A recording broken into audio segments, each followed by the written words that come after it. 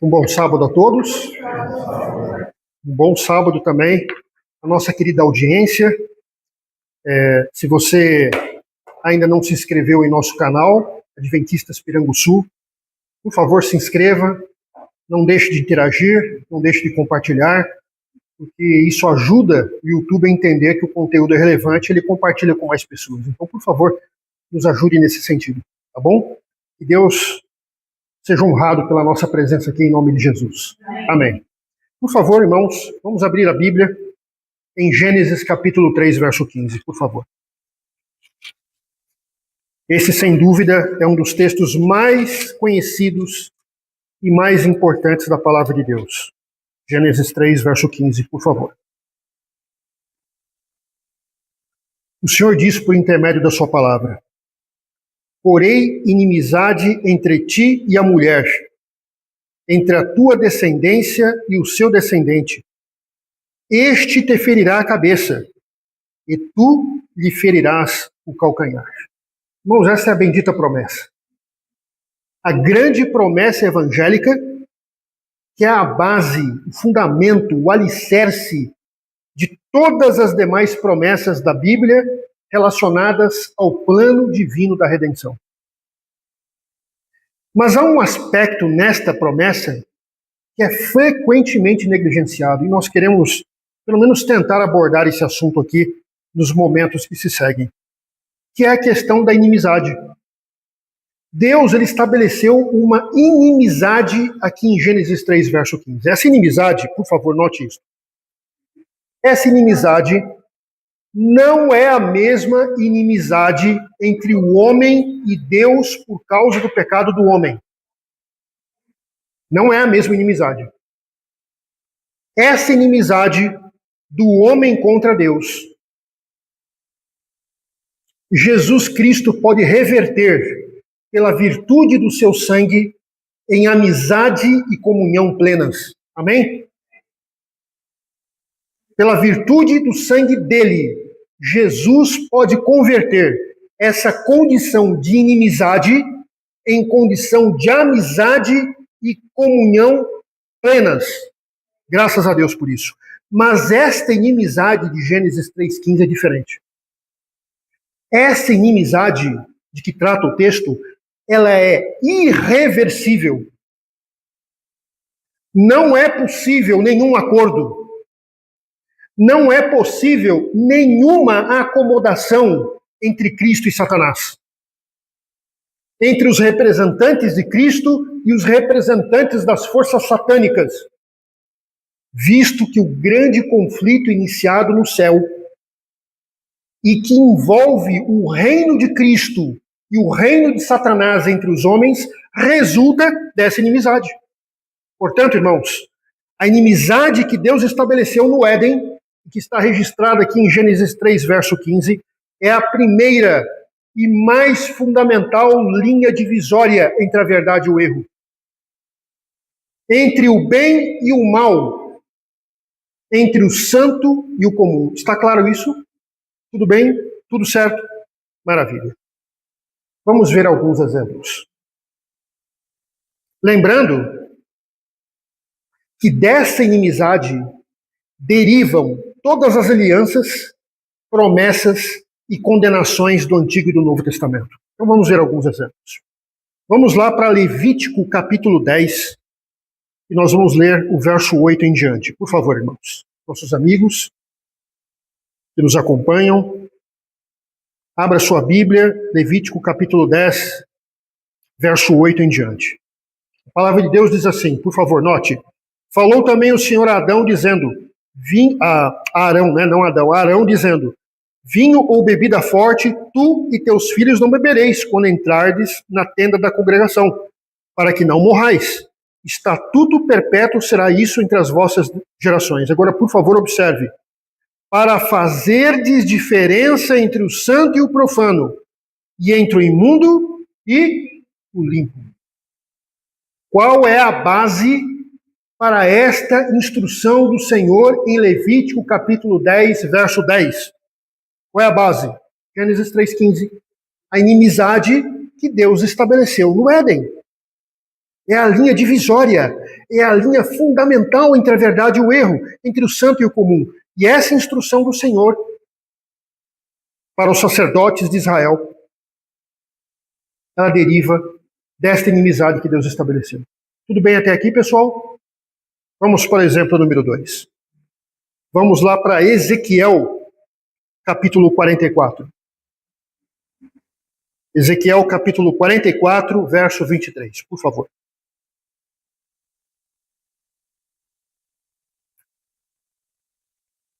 A palavra de Deus diz assim: a meu povo ensinarão a distinguir entre o santo e o profano, e o farão discernir entre o imundo e o limpo. Qual é o fundamento desta instrução dada pelo Senhor por intermédio de Ezequiel? Gênesis 3,15. A inimizade que Deus estabeleceu no Éden. A inimizade entre a mulher e a serpente. A inimizade entre Cristo e Satanás, que é a base da distinção daquilo que é certo e errado, daquilo que é verdadeiro e falso, daquilo que é santo e profano. E essa instrução de Ezequiel 44, verso 23, é uma das maiores responsabilidades que o líder tem na igreja. De ensinar os membros, de ajudar os membros a fazer essa distinção entre o santo e o comum, entre o puro e o impuro. Tudo bem até aqui, irmãos? Tudo bem até aqui? Muito bom. Vamos agora para o Novo Testamento. Vamos para mais 2 exemplos no Novo Testamento agora. 2 Coríntios, capítulo 6, a partir do verso 14. Outro texto muito conhecido, por favor. Vamos abrir nossas Bíblias nesse texto. 2 Coríntios 6, a partir do verso 14. O Senhor diz por intermédio do seu apóstolo: não vos ponhais em julgo desigual com os incrédulos. Isso inclui casamento e muito mais. Note, por favor, não vos ponhais em julgo desigual com os incrédulos, porquanto que sociedade pode haver entre a justiça e a iniquidade? Note que Paulo, ele vai fazer aqui uma série de perguntas retóricas, perguntas para a gente pensar, porque a resposta já é óbvia. Olha lá. Ou que comunhão da luz com as trevas? De fato, não pode haver nenhuma. Deus estabeleceu a inimizade no Éden, não pode haver nenhuma. Olha lá, verso 15. Que harmonia entre Cristo e o maligno? Certamente nenhuma. Ou que união do crente com o incrédulo? Que ligação há entre o santuário de Deus e os ídolos? Porque nós somos santuário do Deus vivente, como ele próprio disse. Habitarei e andarei entre eles. Serei o seu Deus, eles serão o meu povo. Por isso, retirai-vos do meio deles. Separai-vos, diz o Senhor. Não toqueis em coisas impuras, e eu vos receberei. Serei vosso pai, e vós sereis para mim filhos e filhas, diz o Senhor Todo-Poderoso. Amém, irmãos? Paulo chega a citar um texto do Antigo Testamento, aplicando esta verdade para os cristãos hoje. Ao longo da história, evidentemente, e principalmente hoje. E qual é o alicerce dessa mensagem de Paulo aqui, em 2 Coríntios 6, a partir do verso 14? O fundamento é a inimizade que Deus fixou no Éden, irmãos. Está lá em Gênesis 3, verso 15. A linha divisória entre a verdade e o erro. Todas as promessas, todas as alianças da Bíblia, todas as advertências, instruções e condenações são derivadas desta inimizade que Deus estabeleceu. E não podemos perder isso de vista. Assim como a primeira promessa é o fundamento de todas as promessas redentoras da Bíblia, ela também, no que diz respeito à inimizade, é um fundamento ou alicerce de todas as advertências que a Bíblia faz nesse sentido. Que sentido é esse? Separar o santo do comum. Fazer a distinção entre o que é verdadeiro e o que é falso. Isso é fundamental, com base na inimizade que Deus estabeleceu. Vamos agora para Tiago, capítulo 4, verso 4. O último exemplo. Tiago 4, verso 4. E Tiago aqui, vocês vão notar, ele é bastante vigoroso. Por quê? Porque isto é um assunto de interesse eterno, meu amigo. Meus irmãos, isso é um assunto de interesse eterno, por isso Tiago é vigoroso aqui em suas palavras.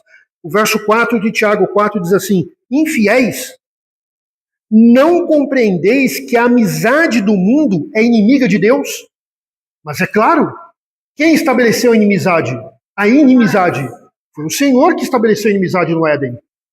Por isso Tiago diz assim, olha, aquele que quer ser amigo do mundo, com a sua mundanidade, se faz inimigo de Deus. À luz de Gênesis 3, verso 15. Aquele, pois, que quiser ser amigo do mundo, constitui-se inimigo de Deus. Portanto, irmãos, não há meio termo aqui. Não dá para fazer acomodação.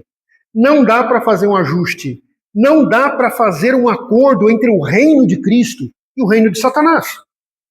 Não é possível fazer negócio, estabelecer alianças comprometedoras entre os representantes de Cristo e os representantes de Satanás. E qual é o fundamento disso? A inimizade que Deus estabeleceu no Éden. Essa inimizade, ela é irreconciliável até o fim. Está claro isso, irmãos? Deus não está dizendo que nós devemos nos alienar das pessoas que necessitam de salvação. Ele está dizendo que é preciso haver uma necessária separação entre os valores do cristão bíblico e os valores do mundo. À luz da inimizade estabelecida no Éden. Muito bem. Eu quero acrescentar aqui apenas mais um texto, mas eu não vou abrir aqui, eu vou apenas mencionar. Essa distinção, irmãos, meus amigos, entre o santo e o comum, entre o verdadeiro e o falso, entre o certo e o errado, à luz de Gênesis 3, verso 15. Essa distinção, ela inclui não somente o conteúdo daquilo que nós comunicamos, que é o Evangelho eterno, mas abrange também a forma da comunicação.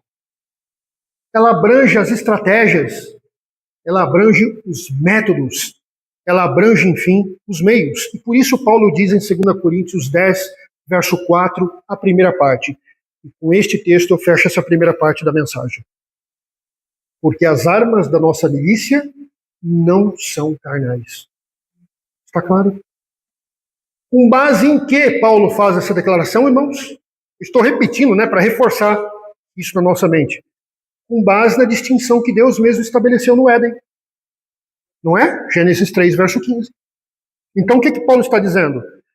Que essa distinção precisa ser feita também com relação aos métodos, às estratégias, aos instrumentos que nós utilizamos para pregar o Evangelho, irmãos. Paulo é muito claro quando ele diz que os nossos instrumentos não podem ser carnais. E por que eles não podem ser carnais? Porque se usarmos recursos carnais para pregar o Evangelho, nós vamos transformar o Evangelho em um Evangelho carnal. Porque o meio é a mensagem. Não é? É o que Paulo está dizendo aqui, por exemplo, em 2 Coríntios 10, verso 4, a primeira parte. Por favor, permitam que eu agora, nessa segunda parte da mensagem, eu recorra aqui a alguns textos de apoio. Vamos começar aqui com um texto de Ellen G. White, que está no livro Conselhos sobre Educação, página 82. Vai nos ajudar a esclarecer o conceito bíblico que nós resumidamente aqui abordamos. Tudo bem, pessoal? Posso ler? Vamos lá, então.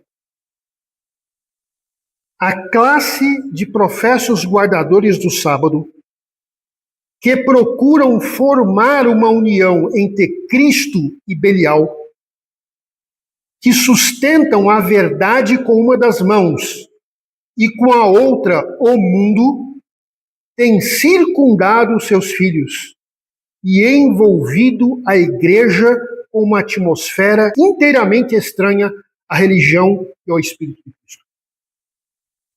Eu até para exemplificar essa parte do texto aqui, da pena inspirada, eu tinha combinado com a Sofia de a gente reproduzir um vídeo aqui, mas a gente nem vai reproduzir, viu, Sofia? A gente nem vai reproduzir o vídeo, até porque eu não posso, na edição do vídeo, colocar o vídeo para a nossa audiência por questão de direitos de propriedade, né? Isso pode dar problema legal. Mas a gente é testemunha e vocês podem conferir isso nos canais oficiais da igreja, infelizmente, né? Como o Feliz 7 Play, por exemplo, o quanto essas palavras aqui são verdadeiras, né? Uma atmosfera estranha, e eu diria até bizarra, em função de nós defendermos a verdade com uma mão e com a outra estarmos ligados ao mundo. É o que Ellen White está dizendo aqui, não sou eu. Por favor, escute. Falando sobre essa classe de pessoas dentro da igreja, por favor, note. Não tenha ousado opor-se abertamente aos reclamos da verdade. Eles não se opõem abertamente à verdade. Nem tornam nítida posição para dizer que não creem nos testemunhos. Aparentemente, eles aceitam os testemunhos de Cristo. Mas, ao passo que nominalmente creem em ambos, na palavra da verdade e no testemunho de Jesus, não obedecem a nenhum. Por seu comportamento, têm negado a ambos. Desejam que o Senhor cumpra para com eles suas promessas, mas recusam aceitar as condições sobre que estão baseadas essas promessas. Não estão dispostos a renunciar a nenhum concorrente por Cristo. Olha, isso aqui é terrível. E são cristãos professos. São adventistas do sétimo dia nominais. Não rejeitam abertamente a verdade. Nominalmente são adventistas. Mas essa é a condição espiritual dessa classe de pessoas. Por favor, irmãos. Vamos considerar isso no temor de Deus. Não estão dispostos a renunciar a nenhum concorrente por Cristo. Sob a pregação da palavra, há uma supressão parcial do mundanismo. Você escutou isso? Eles também pregam a palavra. Eles até mencionam o espírito de profecia. Mas o que Ellen White diz aqui, há uma supressão parcial do mundanismo. Eles vão até um certo ponto. Daquele ponto em diante, eles não vão mais. Por várias razões. Por exemplo, comprometer a sua reputação entre os líderes da igreja. Perder até mesmo o cargo. Perder o ministério. Eu quero fazer uma pausa. Você, pastor adventista. Sim, você, pastor que trabalha na Casa Publicadora Brasileira. E que tem milhares de seguidores porque também é um influenciador digital. Sim, você sabe, eu estou falando de você. Sim, você, filho de Belial, o primogênito de Satanás. Você que prega a palavra, mas faz uma supressão parcial do mundanismo por questões óbvias. Por favor. Segunda-feira, fale com o seu chefe. Fale com o seu chefe assim. Pastor, eu estou entregando a minha credencial hoje. O chefe provavelmente vai reagir assim. Mas pastor, por que você está fazendo isso?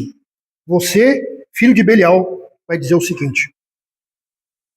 Eu não tenho capacidade para fazer a distinção entre o santo e o comum. E a minha influência mundana está causando efeitos devastadores na igreja. Mais devastadores do que aqueles provocados por nossos inimigos externos. Então, pastor, estou entregando a credencial. Eu vou aprender na escola de Cristo, como fazer a distinção entre o certo e o errado, entre o santo e o comum. E quando eu tiver com humildade, no temor do Senhor, aprendido a fazer isso, eu volto, se Ele permitir. Faça isso e você estará prestando um serviço à igreja, à sua família e a si mesmo. Retomando o texto.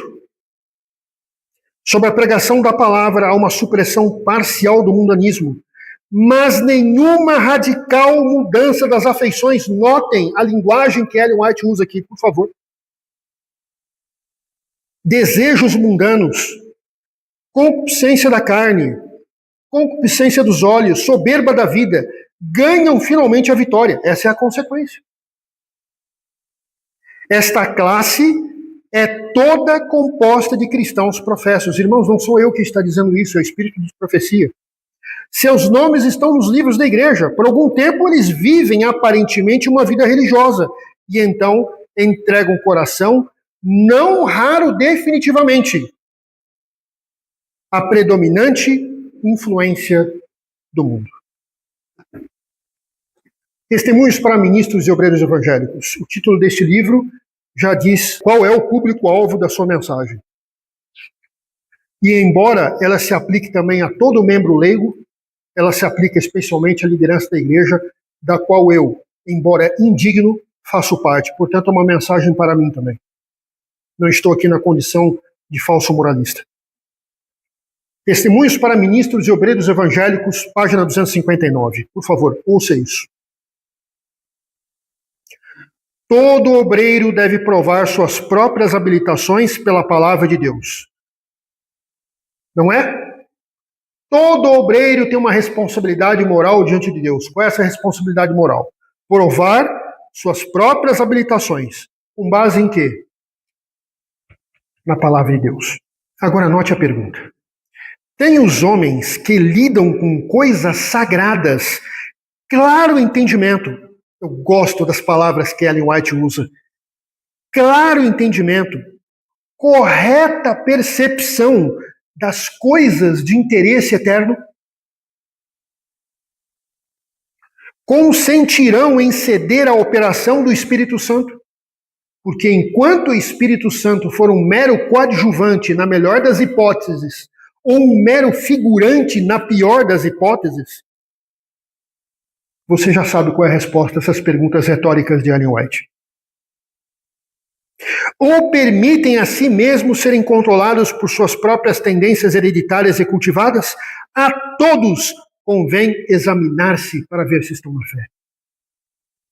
É necessário, irmãos, porque estamos lidando aqui com assuntos de interesse eterno e com isso não se brinca. Deus não brinca com a nossa salvação e nós não devemos também brincar com esse assunto.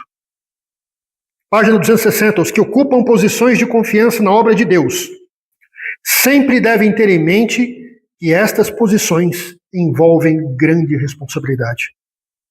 Correta realização. Como é que é a expressão? Como é a expressão?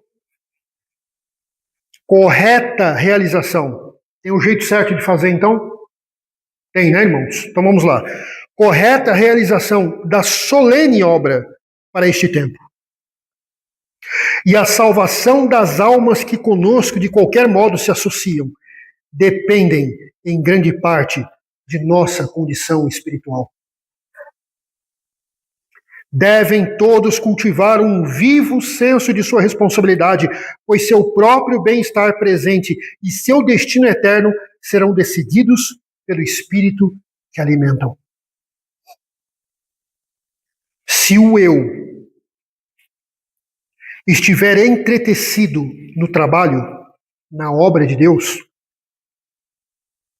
é como se oferecesse fogo estranho em lugar do sagrado. Tudo bem, pessoal? Vocês estão acompanhando? Tais obreiros incorrem no desagrado de Deus. E aí vem o apelo da pena inspirada. O apelo não é meu. O apelo é de Ellen White, do Senhor por intermédio dela. Irmãos, ela está se referindo aqui a quem?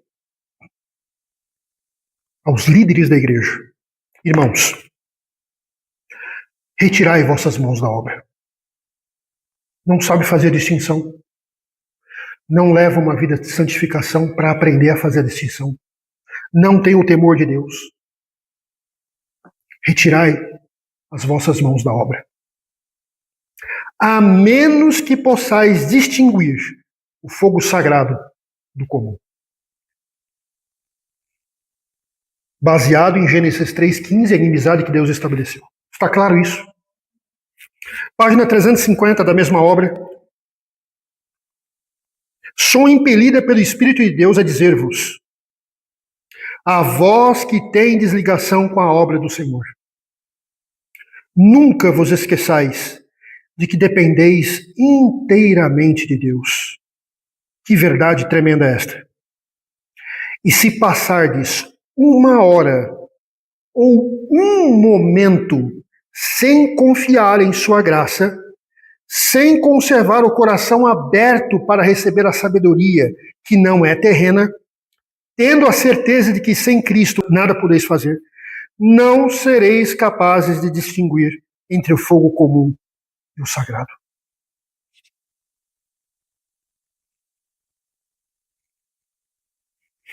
Página 402. É a minha última citação. Os que não têm uma ligação íntima com Deus não apreciam a manifestação do Espírito Santo e não fazem distinção entre o sagrado e o comum.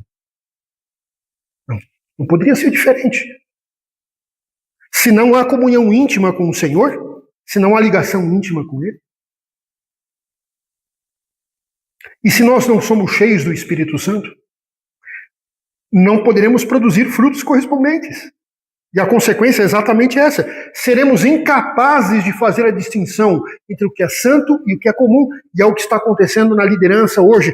Está acontecendo conosco. Nós, líderes, estamos sofrendo dessa ausência, dessa incapacidade de distinguir entre santo e comum no que se trata as questões eternas. Isso é extremamente grave.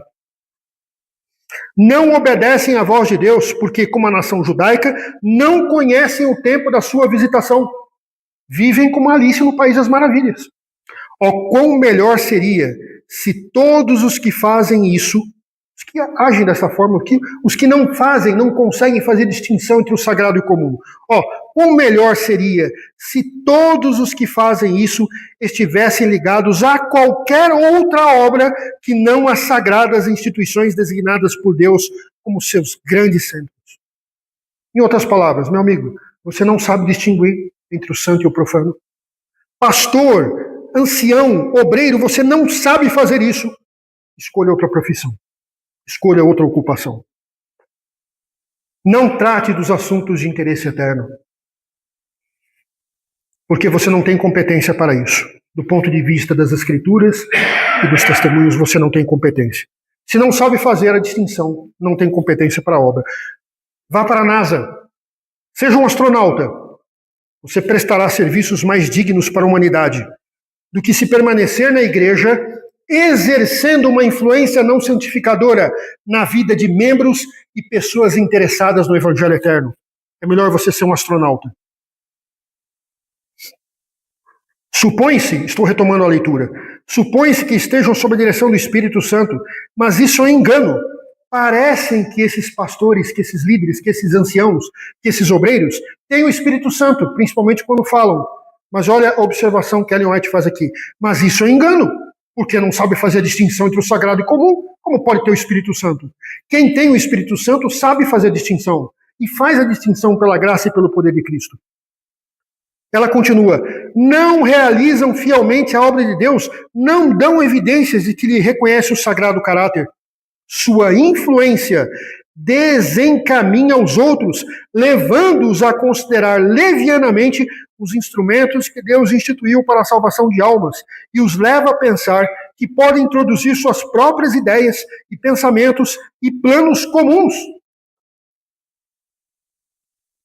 Assim é alcançado um nível baixo, vulgar e Deus é grandemente desonrado. O meio é a mensagem. Se as armas da nossa milícia são carnais, o que é que nós estamos fazendo com o Evangelho eterno? Nós estamos rebaixando o caráter do Evangelho, irmãos. Estamos tornando o Evangelho um artigo vulgar, de baixo valor. E desta forma, Deus é grandemente desonrado. Isso não pode acontecer. Faça um apelo aos nossos líderes. Por favor, eu sei que a mensagem é forte, mas essa mensagem é para nós.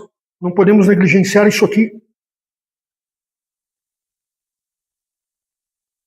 Deus quer que todos os que têm tal experiência arraigada em sua vida religiosa escolham ocupação em qualquer outro lugar. Olha de novo.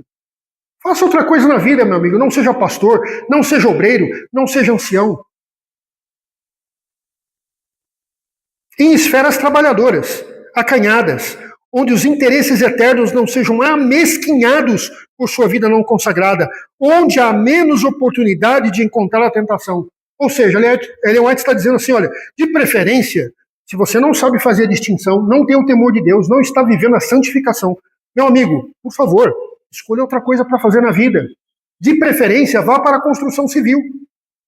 Lá você vai gastar muita energia e não vai ter tempo nem energia para tratar, ou melhor, amesquinhar as solenes verdades do Evangelho e dessa forma exercer uma influência não santificadora na vida dos membros da igreja. Vá para a construção civil. Gaste lá suas energias.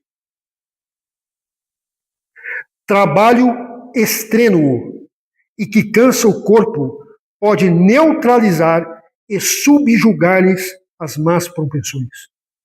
Construção civil, vai trabalhar na roça. E outros não serão levados pelas suas prejudiciais tendências e traços de caráter. Está claro, irmãos?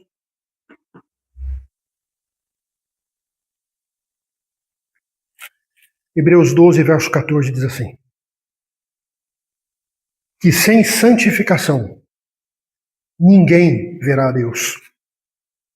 Santificação é um pré-requisito indispensável para o desenvolvimento de nossa salvação com temor e tremor, como diz Paulo aos Filipenses.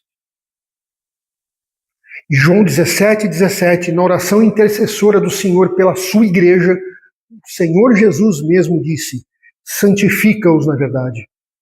A tua palavra é a verdade. Isso significa que não pode haver santificação verdadeira sem doutrina bíblica. A experiência da salvação é diferente da doutrina. A gente sabe disso. Viver a justificação pela fé não é a mesma coisa que estudar a doutrina da justificação pela fé. Viver a santificação é muito diferente do que estudar a doutrina da santificação. Mas aí você vai me perguntar, então para que serve a doutrina? A doutrina vai provar se a minha experiência de justificação, se a minha experiência de santificação é legítima ou não. Por isso não existe santificação sem doutrina bíblica. Irmãos, que Deus nos abençoe. Que nós possamos compreender a importância de um assunto desta grandeza, que diz respeito à nossa condição presente e destino futuro. E renovo o meu apelo aos líderes da igreja para que considerem essas palavras,